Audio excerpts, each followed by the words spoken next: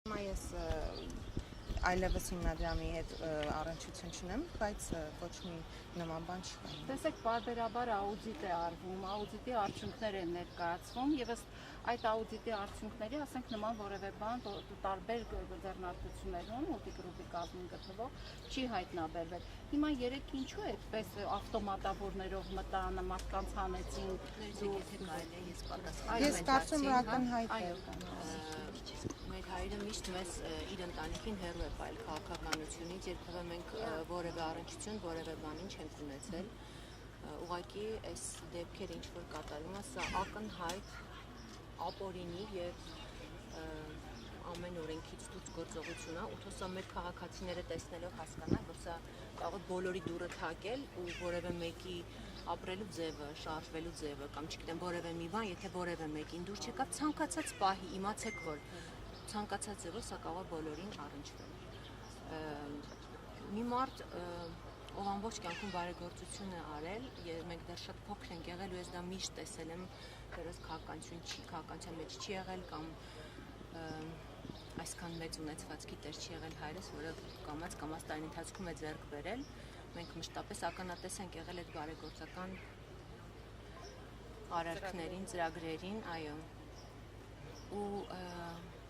հիմա նմանատիպ վարմունք, նմանատիպ պահվածքը ուղղակի աններելի է ու բարեգործի հետ նման կերպ վարվել, ձեռքերը շղթայած, տուն մտնել 13 ժամ հետախուզություն անել ու որևէ լուրջ բան չգտնել, երկրորդ անգամ նույն բանը կրկնել, մի անգամ էս ամեն ինչի միջով անցան, կալանավորեցին, տունը խուզարկեցին, հնարավոր ու անհնար միջոցներն օգտագործեցին, գործունեություն դադարեցին, գործաներ փակեցին, բացեցին, ինչ ասեք արեցին այս 8 տարվա ընթացքում որևէ հիմք, որևէ լուրջ բան չգտնելով, հիմա գալ ու գտնել ինչ որ կենդանիներ, որ մարդ տարիներ շարունակ պահել է կենդանիներին,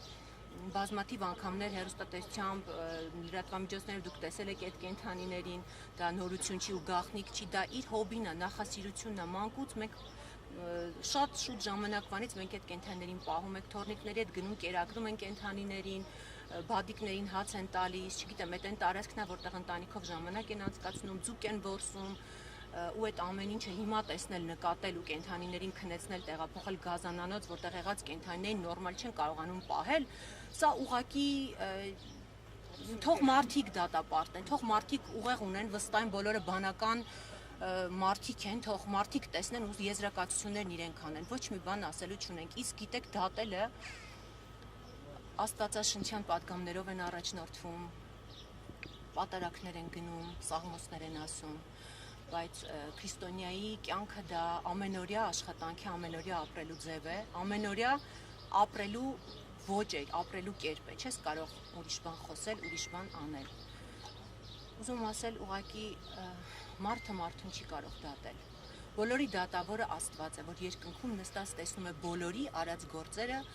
ու ինչը ունի սկիզբ, Սողոմոն իմաստ ունի, մատանու պատմությունը կարծում բոլորդ գիտեք, որ սա էլ կանցնի, վստահ եմ սա էլ է անցնելու, բայց կան բաներ կյանքում, որոնք